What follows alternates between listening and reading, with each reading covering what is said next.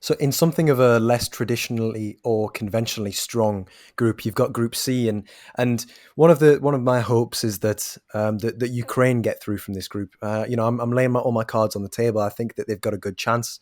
They've got the Netherlands, North Macedonia, and Austria in this group alongside them, and I think it's a real opportunity for them to progress.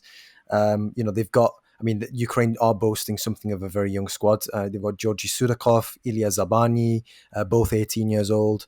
Anatoly Trubin, who's 19-year-old goalkeeper. But even still, they've got Mykola Shaparenko, Vitaly Mikolenko, Denis Popov, Viktor Tsygankov. There are a real core of young players, very similar to England in a way that essentially some of the protagonists in this team are 23 and under. And speaking of the protagonist, it's going to be no surprise to anybody. I'm going to talk about Viktor Tsygankov. I think this is his tournament. He has to have a big one. I'm sure he will, and he'll make his he'll make his mark. I'm sure, because he's been so. He's so consistently good, so consistently excellent, so consistently prolific. He's a fantastic penalty taker. He's a fantastic set piece specialist. His technique is brilliant. Playing on that right hand side, on the right side of attack. Coming inside into the half spaces and linking up with forwards in the middle. The neat give and goes which allow him license to get into the penalty area. He's just very good at doing that for Dynamo Kyiv, and I'm certain that he'll be able to do it for Ukraine as well, as he has shown, and hopefully he'll be able to do it in an international tournament. But there's also Zabarnyi, who I touched on just then, who is the 18-year-old centre back. I'd say he's probably more likely to start ahead of Denis Popov, who's 4 years his senior but still 22, in the centre of defence, because I think Zabarnyi's got 8 caps to his name now. I think they've all come over the past 8 or 9 months. I kind of had a bit of a baptism of fire on his debut, which was I think a 7 or 8-0.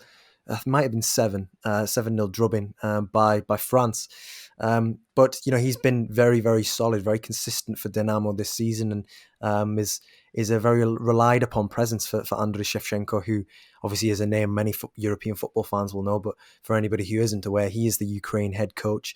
But yeah, I've got high hopes for them, and I can now see it crashing and burning, because that is the nature of international football. Now that I've said that, you get off to a poor start and you're playing catch up for the rest of the 2 group games. But I hope, and I do think, that they'll be able to get through. Obviously, with that, the 4 best third place teams qualifying as well, and then it's anyone's guess really, a bit of a lottery with the knockout games. So I think that they're probably one of the teams that have the starting 11s filled with the most kind of young core of players, because you've got Zaban, you've got Tsygankov, but then I believe, if I'm not mistaken, that Trubin, the goalkeeper, will be the starting keeper, who had a fantastic season with Shakhtar Donetsk.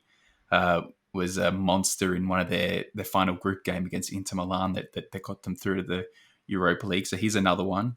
And then just on Tsygankov, that he's kind of the perfect international tournament guy that can just, pull off a set piece out of nowhere that gets you that 1-0 win, a bit like Gareth Bale, I think, at the last Euros, that, is relied upon of that freakish moment. And they're the kind of things that Tsygankov can pull off. yeah, I know what you mean. Those moments which turn a game purely through just having superior technique and the ball sort of falling to you at the right moment, and yeah, the goals that we remember, sort of international games for. Like, I always remember Giovanni von Bronckhorst's goal for the Netherlands. I think it was against Uruguay at the 2010 World Cup.